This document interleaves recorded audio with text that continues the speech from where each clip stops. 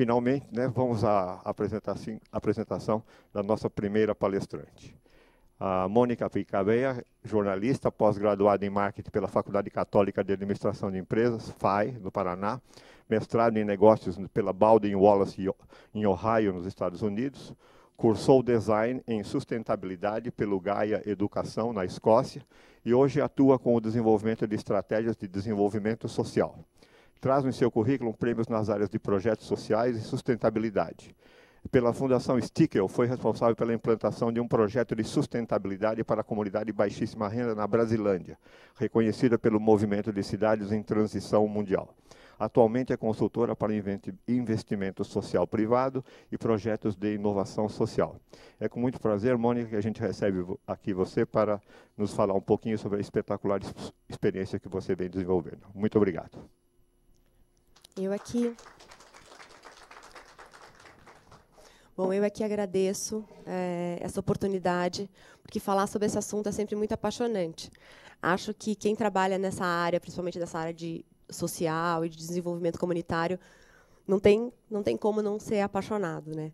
Então, assim, hoje já tem explicações científicas para isso, mas quando a gente começou de verdade, não tinha nenhuma explicação para essas loucuras que a gente tinha vontade de fazer e que, na época, no mainstream que a gente vivia, não tinham a menor lógica, né? Então, acho que vale a pena a gente comentar um pouquinho sobre esse assunto, né? Eu vou falar um pouquinho sobre as ferramentas que usamos para a transição em comunidades de baixíssima renda. Esse projeto começou há aproximadamente 5 anos, né, na Brasilândia. Vocês conhecem a Brasilândia, não? Zona Norte de São Paulo, próxima... Muito bem. Eu sempre começo me baseando em coisas simples, porque eu acho que a simplicidade é a maneira mais clara e mais direta de você fazer alguma coisa. Então, assim, eu sempre brinco com todo mundo quando a gente começa qualquer reunião lá, que tem 2 regras que são regras básicas do que a gente faz. Uma é uma regra da física, assim, não tem como dizer que ela não existe, que é a regra da ação e reação, né? Então, assim, não é certo ou errado, o que está certo ou o que está errado. Quando você começa uma reunião onde você tem desde pessoas que trabalham de religiões diferentes, pessoas de maneiras de pensar diferentes, pessoas de áreas diferentes, né, atores diferentes, o que você pensa? Você não pensa no que é certo ou errado, você pensa no que nos une e não no que nos separa. Então, a gente sempre fala assim, não tem certo ou errado aqui. A gente tem ação e reação. A gente vai fazer uma ação e a reação que vem dela vai ser X. Outra ação, a reação que vem dela vai ser Y. E se o que a gente está tentando não está dando certo, né? Porque, afinal de contas, a gente está junto aqui para resolver coisas que não estão dando certo, provavelmente a gente tente ações diferentes das que estamos tentando. Então, não tem certo nem errado. Vamos tentar coisas diferentes aqui e abrir a cabeça para pensar em possibilidades que, às vezes, parecem óbvias. Falar assim, isso é óbvio, já foi tentado. Já foi tentado como? Quando? Onde? Por que a gente não pode tentar de novo, né? E a segunda lei que a gente fala, eu digo, é a regra de ouro, né? Faça aos outros aquilo que você espera que façam a você. Assim começam todas as relações que a gente tem com as comunidades. Essa é a nossa base de trabalho, tanto na empresa, quanto nos projetos, quanto para as outras empresas. Então, essa é a base do que a gente faz quando se comunica. E eu acho que isso faz com que tenha muito mais êxito na forma como a gente se relaciona com as pessoas. Porque quando você faz para os outros o que você quer para você, você provavelmente vai fazer algo que é empoderador, que traz para ela maneiras diferentes de ver o mundo, né? Que traz para ela maneiras de se manter, né? Que não dependam de mim ou de outra pessoa, porque depender dos outros é muito ruim. Apesar da gente, às vezes, achar que não, é muito desempoderador, né? Então, o que a gente pensa? Qual foi esse trabalho que a gente fez na Brasilândia? Eu gosto dessa imagem, assim, porque eu acho que ela é muito, muito clara, assim. E depois que eu dei uma olhada no nosso próximo palestrante aqui, o Colab, isso aqui é uma rede neuronial, né? O que é uma rede neuronial? É a rede que está no nosso cérebro, né? E o que a gente faz? Esses neurônios, eles existem. Só que quanto mais a gente vai estimulando esses neurônios, mais sinapses eles vão criando. O que é isso? Mais conexões eles vão criando. E o nosso objetivo como comunidade, usando qualquer tipo de ferramenta, é criar cada vez mais sinapses, ou seja, cada vez mais conexões que possam fazer com que cada um desses atores ou desses neurônios possam usar totalmente seu potencial. E isso traz felicidade. Tem um professor de Harvard que estuda a felicidade e ele diz exatamente isso, que quando um ser humano usa todo o seu potencial, seja no trabalho, na vida pessoal, ele consegue aumentar o seu nível de felicidade. Então, assim, criar essas sinapses e conectar mais as pessoas faz com que elas usem cada vez mais o seu potencial, né? Então, a gente sai de um modelo que é um modelo centralizado, né, onde geralmente o movimento tem uma pessoa que manda, né? A gente fala movimento. Quem é o chefe do movimento? Olha, gente, não tem um chefe, né? Depende de que área você quer. Se você quer meio ambiente, é melhor você procurar tal pessoa. Se você quer educação, é melhor você procurar tal pessoa. E todos eles fazem parte desse movimento, né? E o que isso significa? No Gaia Education, que é esse curso que foi feito na Escócia, a metodologia dele nasceu numa ecovila que se chama Findhorn, ou Findhorn para eles lá, né? E que é uma das primeiras ecovilas do mundo. São 40 anos vivendo de uma maneira colaborativa, né? E com a menor pegada de carbono do mundo. Então, o que eles trouxeram de conhecimento? Que a liderança sistêmica é capaz de fazer com que um sistema como esse funcione muito bem. O que é a liderança sistêmica? O líder não pode ser um líder só. São vários líderes, ou todos nós que fazemos parte do grupo somos líderes, né?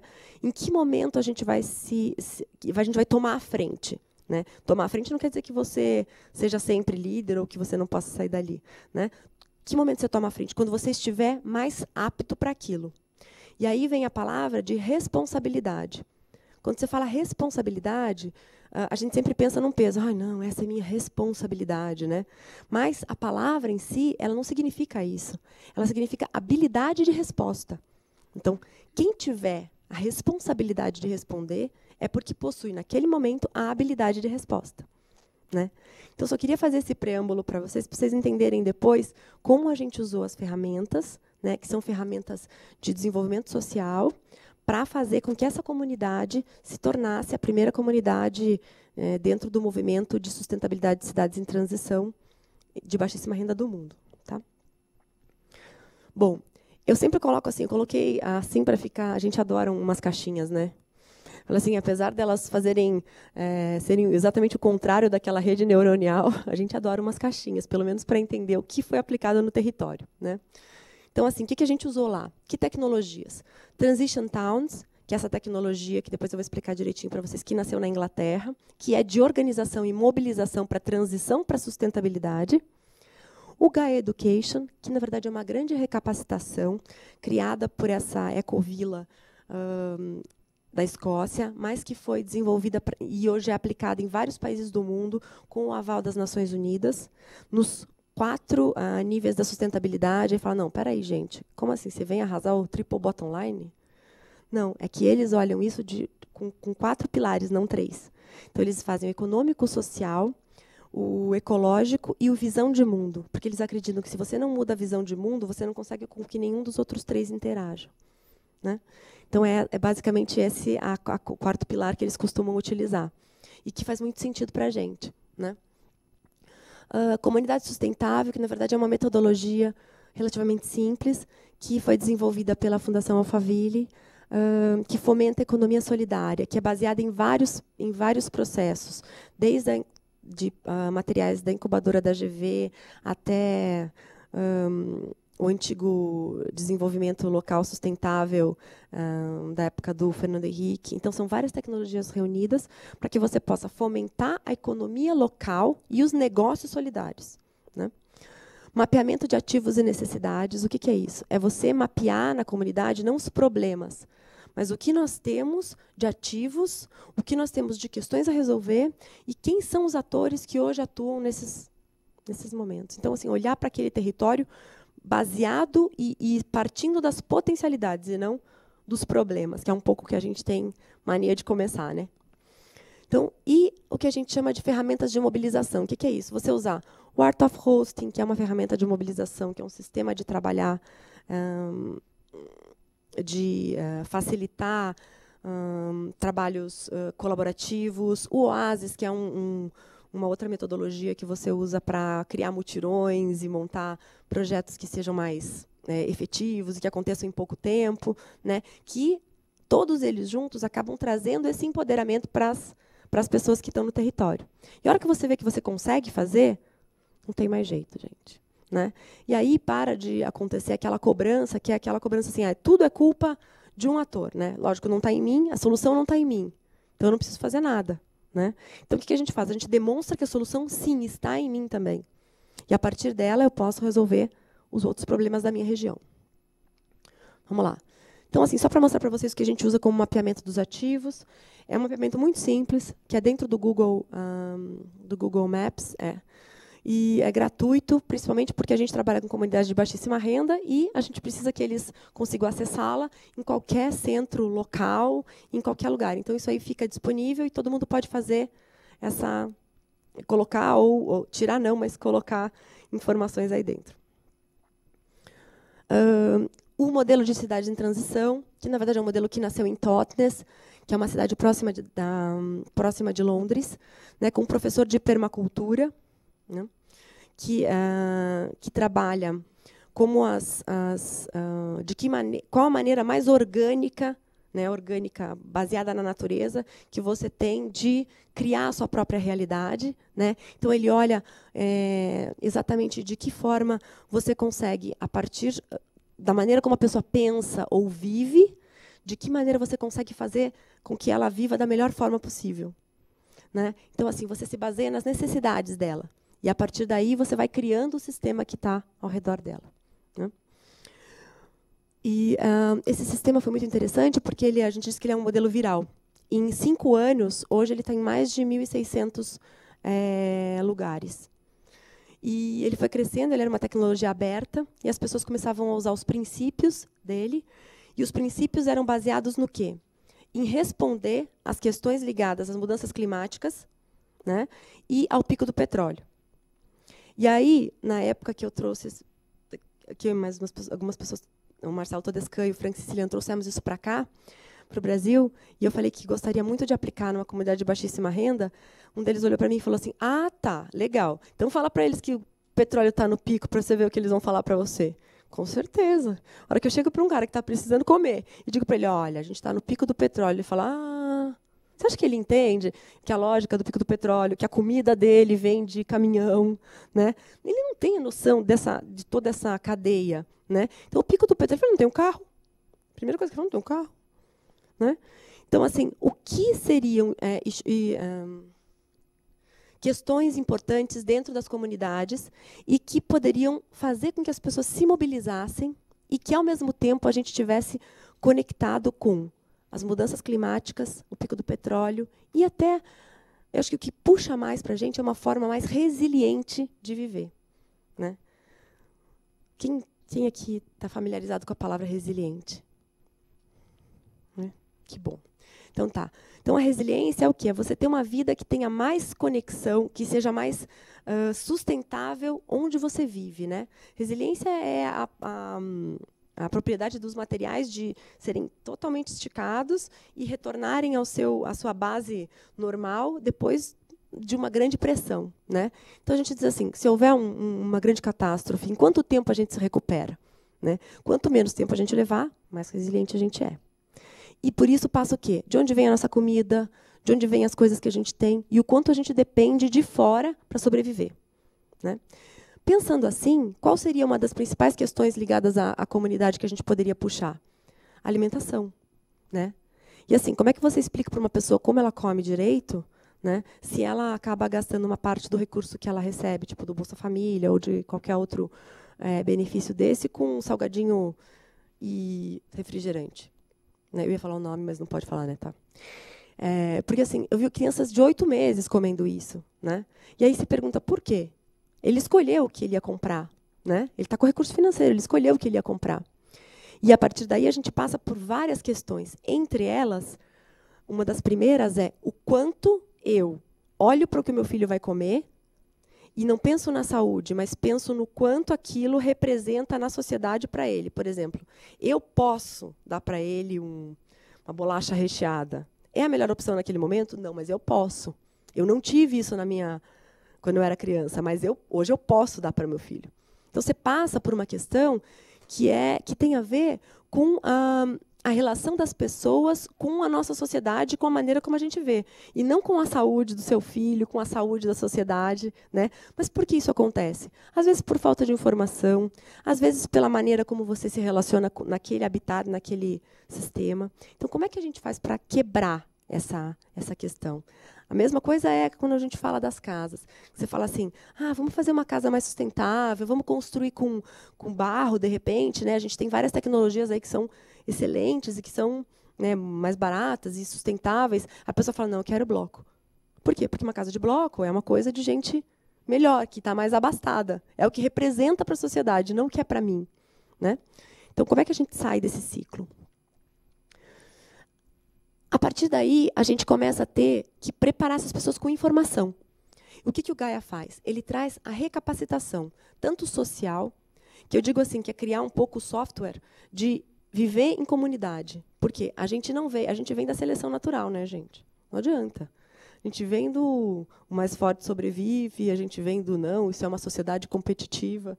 E, na verdade, hoje a ciência está descobrindo que a gente não é uma sociedade competitiva, que, em grande parte das vezes, a gente é uma sociedade colaborativa. E que, por isso, a gente chegou onde a gente chegou. Né? E a gente ainda tem essa falsa visão de que a gente é uma sociedade. Né? E o Gaia faz o quê? Ele traz ferramentas como a construção com terra mesmo, maneira simples de você fazer tratamento de esgoto, como é que você se relaciona mesmo, como é que você cria consenso num grupo.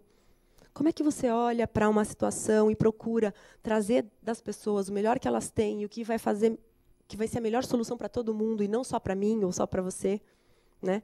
E isso carece realmente de um treinamento, porque a gente está sempre buscando aquilo que é melhor para a gente, né? E aí você tem aquelas crises enormes. Quem já foi numa reunião de condomínio? Para mim é a base, né? Todo mundo só vai na reunião de condomínio no dia do sorteio da garagem. Absurdo, né? Por quê? Porque é uma coisa que toca a mim pessoalmente, né? Imagina, vou me pôr numa garagem lá no fim do mundo, né? Quando existem questões muito mais importantes que podiam ser discutidas conjuntamente, né? Então é esse software que a gente procura trazer.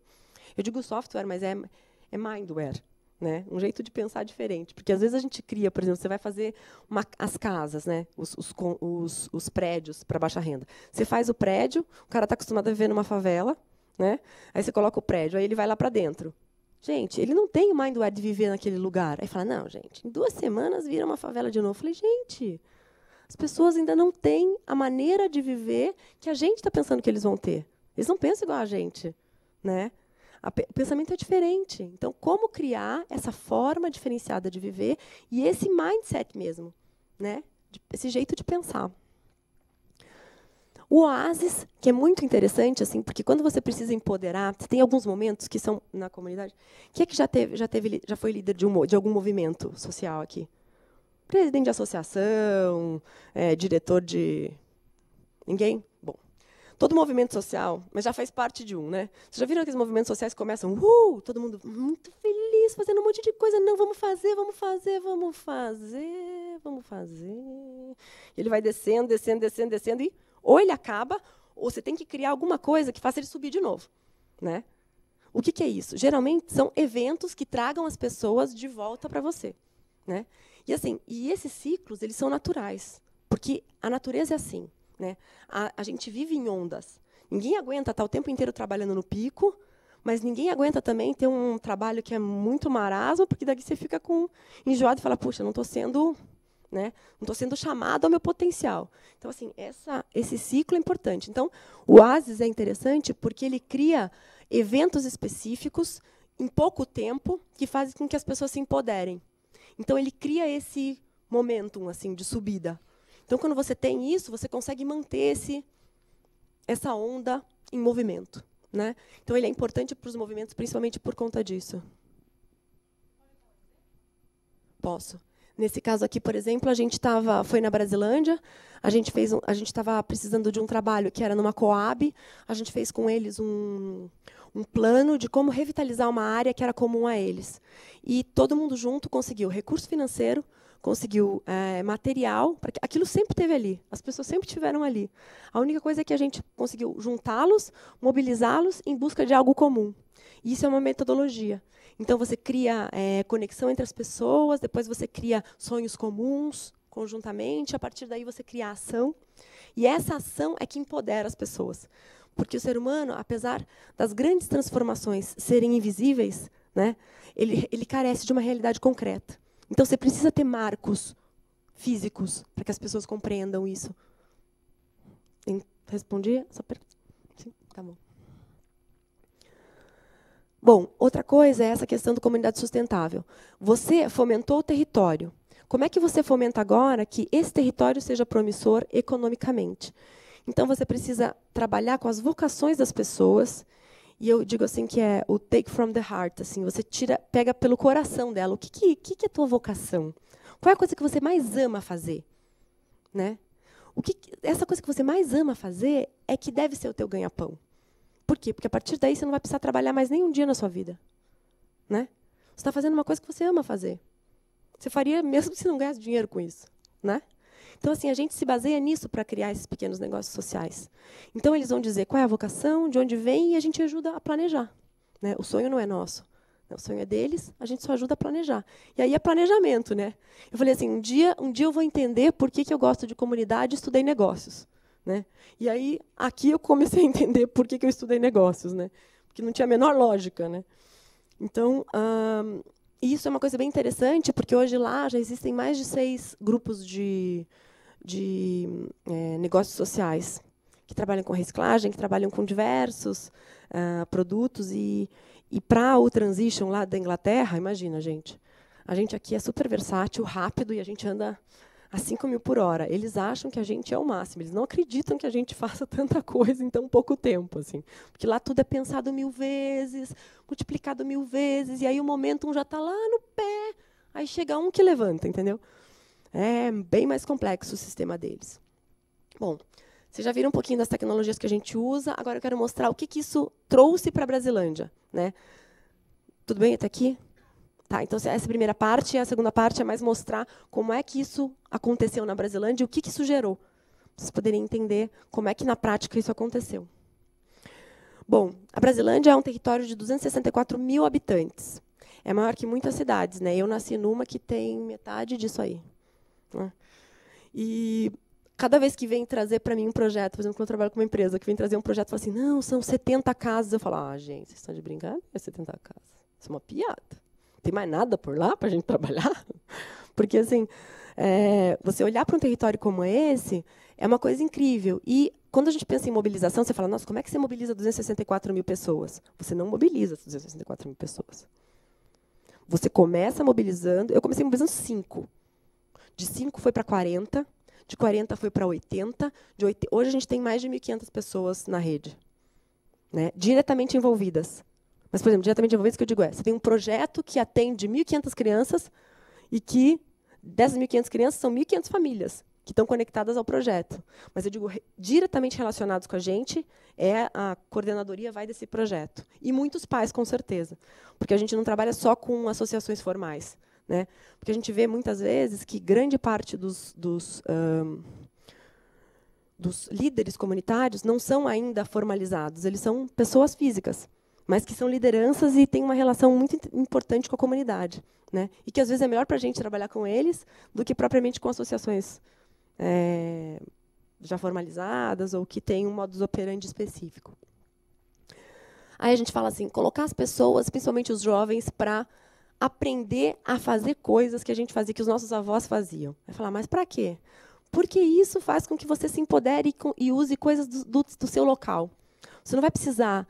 A questão, muitas vezes, conversando com esses grupos de geração de renda que a gente conversa, que a gente fala e pergunta assim, bom, gente, então, e aí? Vocês querem montar uma padaria? Muito legal. O que vocês precisam? Primeira coisa é dinheiro.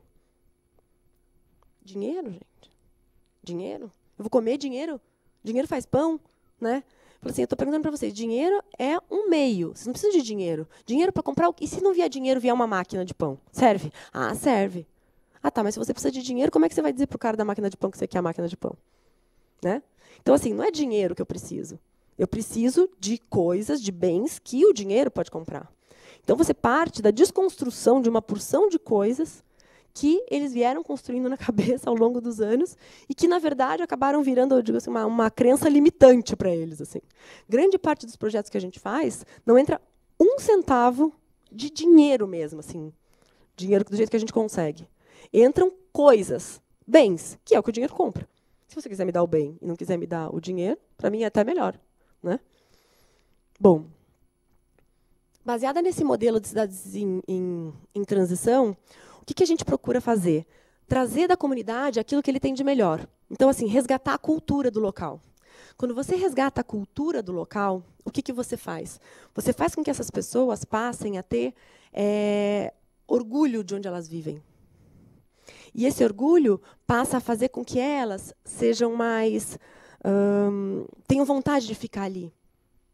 Que é uma coisa que às vezes não acontece. As pessoas têm vontade de sair daquele lugar. Não, eu não quero mais morar na favela. Não, gente, para você transformar esse lugar num lugar bacana, você tem que querer ficar ali. Porque se eu não quero ficar, por que eu vou melhorar? Né? Então, assim, o que tem aqui que é muito especial? E aí você encontra questões culturais e artistas incríveis lá. E você começa a valorizar esses artistas e a trazê-los, que é a questão da cultura local, do desenvolvimento, e isso passa a ser um ativo, né, do lugar que você vive. Preparar essa comunidade para facilitar seus próprios processos. A gente começa a planejar junto, por exemplo, hoje a gente tem planos da Brasilândia, que são planejamentos assim como a gente faz nos escritórios. Né? A gente brinca que a gente faz backcasting, que é assim, você começa lá em 2030 e vai voltando. Né? O que eu quero para como é que eu quero que isso aqui esteja em 2030? Né? Essa pessoa, se ela está planejando para 2030, ela tem que querer ficar ali. Né? Então, você faz ela sonhar primeiro. Né? E essa é uma grande questão. Se a gente começa mapeando os problemas primeiro, eles são limitantes. Se você começa sonhando primeiro, você não tem limites. Né? Você pode pensar qualquer coisa. Mesmo que seja uma loucura, não importa. O teu sonho, isso ninguém tem direito de limitar ou de segurar. Então, a gente começa sonhando 30 anos e vem voltando. E aí, para nesses 30 anos isso aconteça, o que eu tenho que fazer? E usar aquilo que as comunidades entendem. Ó, desenhos, sabe? Nem sempre são palavras. Eu tenho gente que é analfabeta ou semi-analfabeta. E aí, por isso ele não pode planejar? Tem gente preciosa que não sabe ler. Né? Então, assim, como fazer com que todo mundo possa participar? Então, ele é multi-riscado, desenhado, e depois a gente transforma isso numa planilha, mas que também tem desenhos. Tá? Então, entender as suas necessidades também, a partir desses... Quais são as prioridades? Você entende que tem ativos e outras questões, mas por onde a gente começa? Né? E aí eu brinco assim, a gente começa pelo que é mais complicado ou a gente começa pelo que é mais fácil? Eu começo pelo que é mais fácil. Desculpa. Não vou começar por um negócio que o pessoal está tentando resolver há 40 anos e que não tem. Eu olho e falo, bom, aqui eu tenho uma coisa simples que eu posso resolver. E, a partir daí, eu vou abordando as coisas mais complexas, que levam mais tempo. Então, eu tenho que ver, isso é uma coisa importante também quando você está apoiando um movimento, não comece tentando sempre as coisas mais complexas. Tem que fazer um misto, um pouco mais fácil, um pouco mais complexo. Porque cada vez que você resolve uma coisa, você tem uma vitória. E essas vitórias é que vão mantendo o grupo engajado. Senão as pessoas vão dispersando. Elas falam, pô, estamos aí, mas não resolvemos nada. Né? Então, você tem que ter coisas simples e pequenas que possam ser resolvidas e que demonstrem para as pessoas que a gente está avançando. Tá? Bom, conectar necessidades da comunidade e o sucesso desses empreendimentos, principalmente com os recursos locais. Isso aqui é uma cooperativa de separação de material reciclável. Isso sempre existe, gente. O importante é que a gente gere para a comunidade esse ativo e esse bem, né, de uma maneira que ele traga para ele a responsabilidade. E de que forma a gente pode ajudá-lo a fazer com que isso vire um negócio. E como negócio, é um negócio bem promissor. E vai ser cada vez mais, né, gente? Porque com a nossa lei dos resíduos sólidos aí, vai ser cada vez mais promissor. Bom, aí que eu já falei para vocês, eu só coloquei isso aqui, que é pegar as pessoas pelo coração, para aquilo que elas gostam de fazer, e não tentar que o cara que passa a semana inteira fazendo planilha tenha que fazer planilha no sábado também, porque ele vai querer te matar. Né? Por mais que ele seja ótimo, deixa ele para revisar, mas não faz ele fazer, porque ele vai odiar. Né? Então, usar essas ferramentas de mobilização, esse é o Oásis da Brasilândia, que eu já falei para vocês.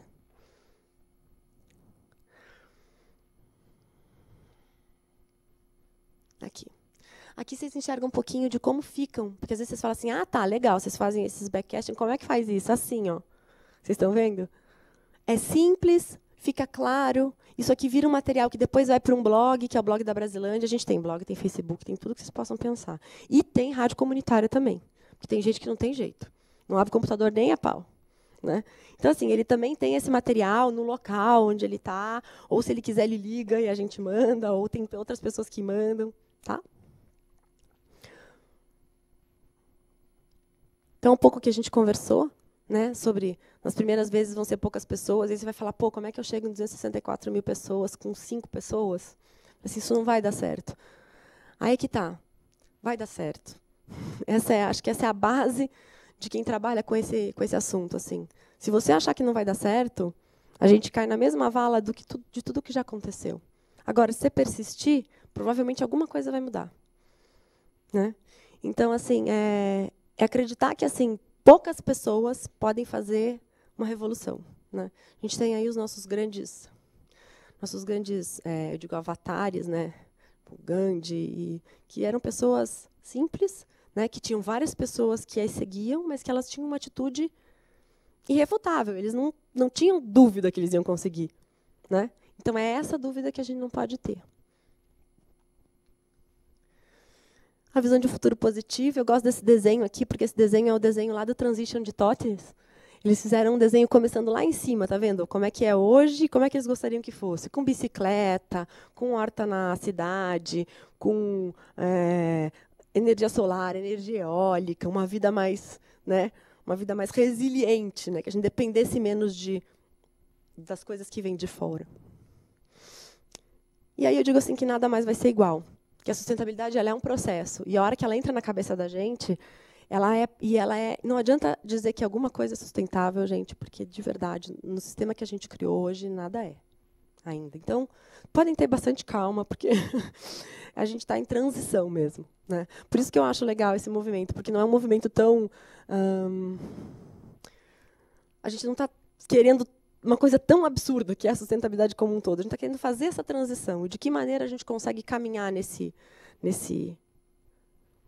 nessa base aí tão desconhecida para a gente ainda, que é um jeito de viver diferente do que a gente já viveu até hoje. Né? E as pessoas vão mudando, porque cada um vai mudando. E quando as pessoas mudam, tudo muda. Né? Eu queria mostrar para vocês essa imagem, que são todos os grupos de trabalho que a gente tem na Brasilândia. É coisa pra caramba, gente. E aí, o que acontece? A gente tem as reuniões, que são reuniões específicas dos grupos, todos os grupos. Né? E aí vocês têm a reunião de cada grupo, que é para as ações. Essas reuniões grandes têm o objetivo de juntar todo mundo e mobilizar para a ação de cada grupo. Né? E a gente tem coisas que funcionaram muito bem. Né? Aqui a gente tem o pessoal dos negócios sociais, né? Que são esse roxinho do lado esquerdo, e o marronzinho, que é Doces Talentos. Você tem os grupos de arte e cultura, que aí você tem os Guardiões Griot, que resgatam a cultura, a gente fala assim, a história falada, a história contada pelos idosos, porque eles sentiram o quê? Que a história estava morrendo com eles. Né? As pessoas iam morrendo e a história do lugar estava morrendo com eles. Então, eles começaram a registrar isso. Fizeram um livrinho, fizeram um vídeo, que chama DNA Brasilândia, contando a história do lugar. E é muito interessante ver como eles mostram isso, sabe? Com orgulho. Né? A gente tem o Verdelândia, que eles falam assim, nosso sonho é ter em todas as casas hortas. Assim, pode ser no telhado, pode ser em volta, pode ser no chão, na parede, em qualquer lugar. E hoje eles já estão nesse caminho. Já tem 7 hortas comunitárias, além das hortas de parede e das hortas nas casas. Né? Água e preservação, que é cuidar das... Pode falar. Não. Algumas sim, outras não. Assim, a gente não faz essa diferenciação. Assim, quem existir, já estava trabalhando, ótimo, vem para cá, vamos tentar potencializar o que você está fazendo. Agora, os grupos de trabalho, eles juntam várias organizações. Por exemplo, o Guardiões Griot é um movimento, a gente diz, é um movimento que tem as pessoas que fazem o resgate da história oral, e as pessoas que fazem o resgate filmado. E tem as pessoas que fazem, sabe? Então, são vários grupos diferentes que tentam se juntar para potencializar o que eles fazem. Alguns existiam, outros ainda não. Tá? Segurança alimentar, que foi uma coisa super conectada com essa do Verdelândia, que é o quê? A gente fez uma capacitação para todos os agentes de saúde, né, são as pessoas que estão em todas as casas, né, sobre como é que você cria hortas perenes e como é que você começa a comer coisas que antes você não comia. Por exemplo, em vez de comer alface, você comer taioba, que é uma outra planta, é muito mais nutritivo. Não, muito mais, assim, porque alface não tem nutritivo nenhum, né? Está envolvido nas coisas que a gente chama que plantas que começam com A e não servem para grande coisa, assim, né? É só fibra e água, né? Nesse caso, a gente tem muitas outras vitaminas. Então, como é que você faz com que essas pessoas tenham esse conhecimento? Itaioba é o que a gente diz que é uma horta perene. É um mato, gente. Você plantar uma vez, vai ser um inferno para você fazer aquele negócio parar de brotar. Isso é ótimo. Por quê? Porque pode nascer em qualquer lugar, né? Então, você passa a ter uma alternativa de alimentação mais nutritiva que cresce na tua esquina. Né? Então, foi exatamente esse resgate que a gente fez com os agentes de saúde, que passaram a fazer esse resgate com a comunidade, porque eles vão em cada uma das casas. Né? E, a partir daí, nasceu o programa de segurança alimentar conectado com o programa Verdelândia, que é o das hortas, que eles queriam que todo lugar tivesse uma horta. Né? Então, assim, uma coisa está totalmente ligada à outra. E a mesma coisa também, a gente fez uma conexão com o projeto do lixo zero. Eles jogavam lixo em vários lugares. Acho que eu tenho até uma foto aqui. Depois eu falo. O lixo zero foi assim, eles criaram um projeto dizendo assim, se eu não colocar o lixo antes, porque eles jogavam lixo em áreas que não eram para ser utilizadas. Quem nunca viu isso? Não acontece, né? Aqui não. Nem no centro da cidade, não, né? Então, assim, mas eram montanhas. Você não conseguia atravessar a rua. Você não consegue passar na rua. E aquela montanha de lixo. E aí o cara vai passando, você fica parado ali, tem que voltar. Então, como é que você faz para revitalizar esse espaço, mas trabalhar com a comunidade para que isso melhore? Então, assim, os lugares que eram possível, que era possível, a gente trabalhava com a comunidade para eles não colocarem o lixo na hora nos dias que não era para colocar. Ao mesmo tempo, a gente tinha conexão com o poder público para que eles mudassem um pouco o esquema de coleta, porque isso também ajudaria. Então, assim, bem negociado, tinha umas coisas bem interessantes, assim, que foram, por exemplo, então, é possível a gente ter mais um dia de coleta? Olha, aqui não, mas se as pessoas levarem o lixo até aqui, sim. Então, assim, a gente fazia outros trajetos e as pessoas passavam a colocar o lixo em um outro lugar. Então, a gente pôs coletores em outro lugar. A gente não, né? O poder público pôs os coletores, mas a partir de uma ação casada. E as pessoas passaram a revitalizar aquele espaço onde era colocado o lixo. Então, ali tem uma horta, ali tem uma praça, ali está pintada uma praça, ali vira uma coisa que é utilizada. Vocês viram a primeira foto que a gente fez, que é uma viela? Tem uma foto na sequência.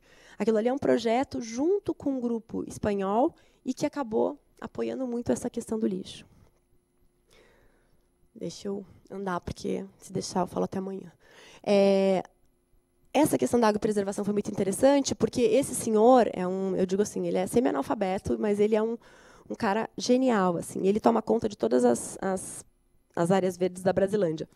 E ele resolveu ressignificar e colocar novamente o nome dos córregos. Por quê?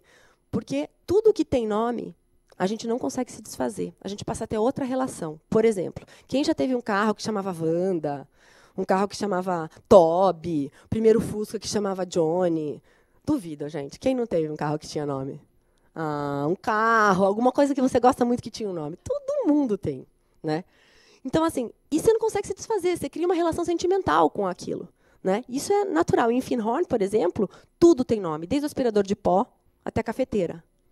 Em Findhorn, tudo tem nome. Tipo, meu aspirador de pó chama Eugênia, tudo. Por quê? Porque você cria uma relação pessoal e você não se desfaz daquilo. Então, você deixa de existir aquela coisa que estragou, obsolescência, assim, sabe? Estragou, eu não mando arrumar. Compro outro que é mais barato. Falar, não, gente, eu não vou mandar a Wanda para o lixão. Não, a Wanda vai ter que ser arrumada, mesmo que custe mais caro, sabe? Então, é um pouco essa visão. E ele fez isso com os córregos e diminuiu em quase 70% a quantidade de lixo que se joga dentro. Porque as pessoas não queriam jogar no córrego da onça, vai. Elas jogavam antes, mas no córrego da onça, não. Então, assim, é uma relação que você vai criando, né? Aqui, a mesma coisa que aquilo que eu falei para vocês sobre os mutirões. Né? Isso aqui foi um mutirão que a gente fez numa praça. Tinha mais de 180 pessoas aí. Né? E aí você fala assim, bom, tem 3.000 pessoas no movimento? Eu falei assim, depende. Se você for somar quem participou uma vez, acho que a gente tem mais que isso, né? Esse aqui é o do DNA da Brasilândia. Eu queria mostrar para vocês a imagem deles coletando imagens lá para o resgate da história e tudo mais. Esse aqui é uma ação que a gente fez numa escola. Aquilo ali é uma geodésica que está lá atrás. Não sei se vocês estão vendo de terra, construída de terra. Uma sala de aula que a gente construiu lá no fundo.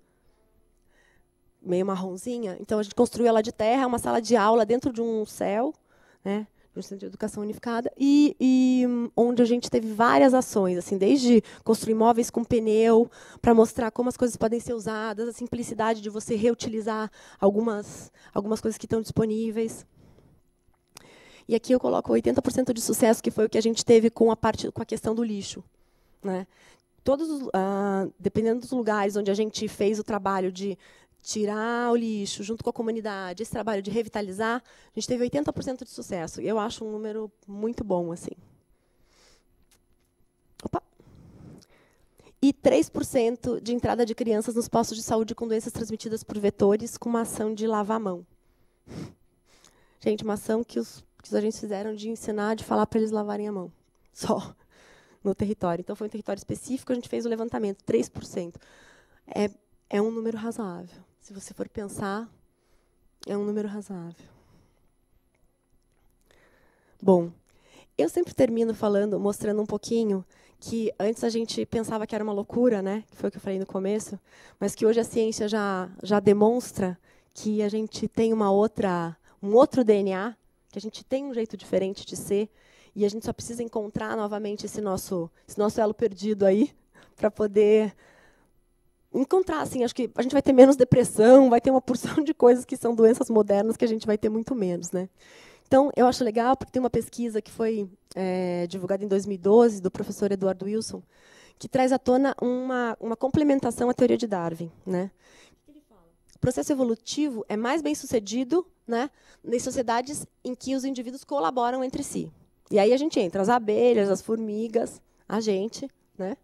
Ele diz o quê? Que as espécies sociais correspondem a 3% do total de espécies, mas corresponde a 50% da biomassa da Terra. 3%, 50%, acho que está bem razoável, né? Então, assim, colaboração faz parte do nosso gen. E a maioria dos seres estiveram colaborando nesse tempo.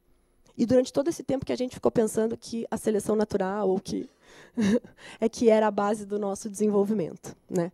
Então, o que acontece? A colaboração conta pontos positivos na evolução.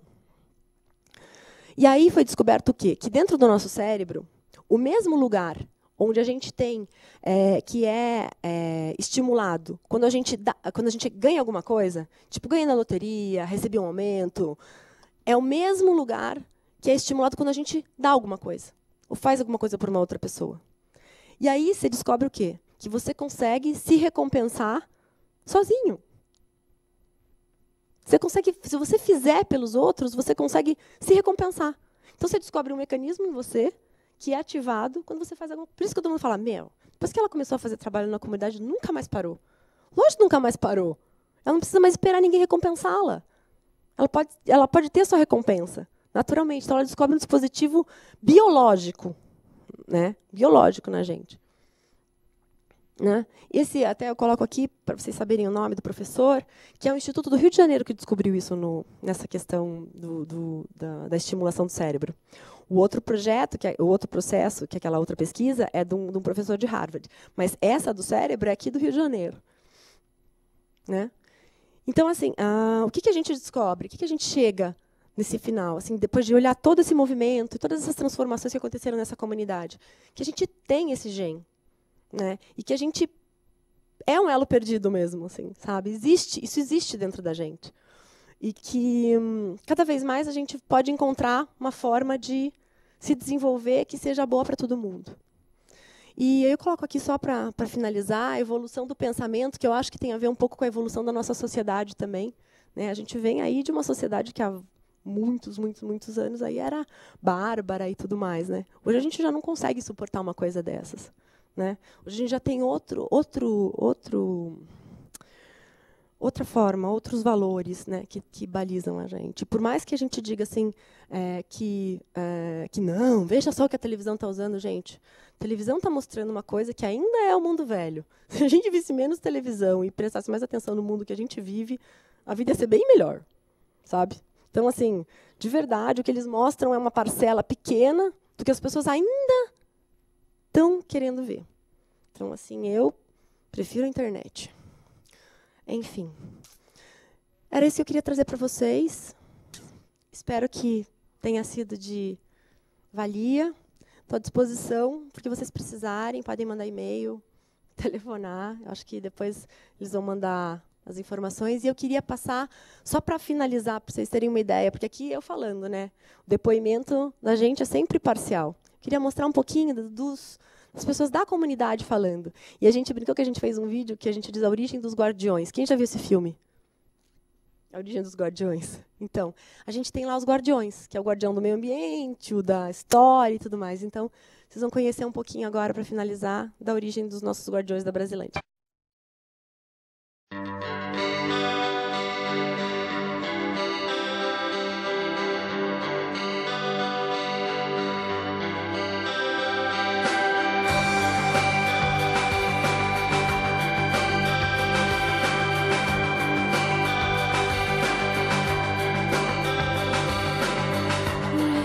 O nosso papel aqui não é para nós, isso é para a comunidade em si.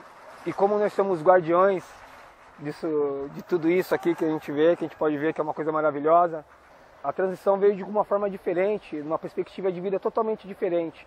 É porque é o passo para o futuro.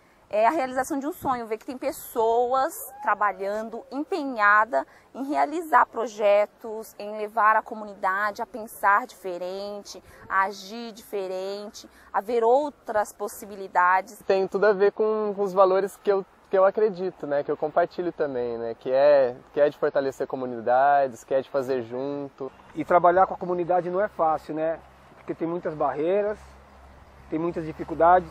A gente tem que estar ali explicando, mostrando, fazendo a diferença e mostrando para eles que é possível a diferença. E chamar os moradores para explicar o que é o meio ambiente, que muitos deles não sabem.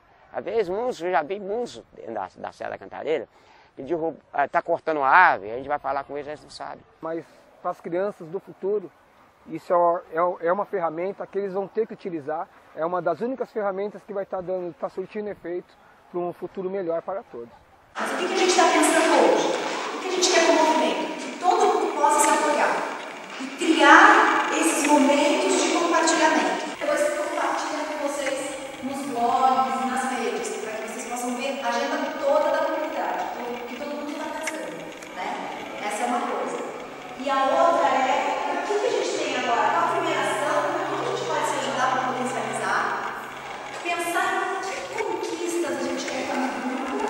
Conhecer, a gente justamente vai conhecer, tentar entender um pouco mais, e já fiquei muito feliz com as pequenas conversas que a gente teve, experiências incríveis aí. O intuito realmente é aprender muito com vocês, né? E a gente consiga fazer conjuntamente muitas ações, né? Porque eu acho que são as pequenas ações que vão realmente transformar o mundo. É isso aí. E acho que esse desenho só vai existir se cada um estiver segurando a sua ponta. Né? Então, se eu largar aqui, não vai ser mais esse desenho, vai ser outro, né? E acho que a rede é isso, né? A transição é isso. Cada um vai seguir o seu caminho, as suas ações, mas quando a gente junta, potencializa, né, ao máximo cada uma das ações. A gente não está sozinho, a gente está em rede o tempo inteiro. E acho que a proposta de estar desse engajamento desse grupo, acho que é esse, né? De manter essa figura viva, acesa, para que a gente possa cada vez mais potencializar, crescer, né, e expandir as ações de transição. Eu acho que é esse o desejo também. E a certeza de que a gente pode transformar. Exato. E que o próximo novelo seja bem maior que esse, né? Exatamente. É isso aí.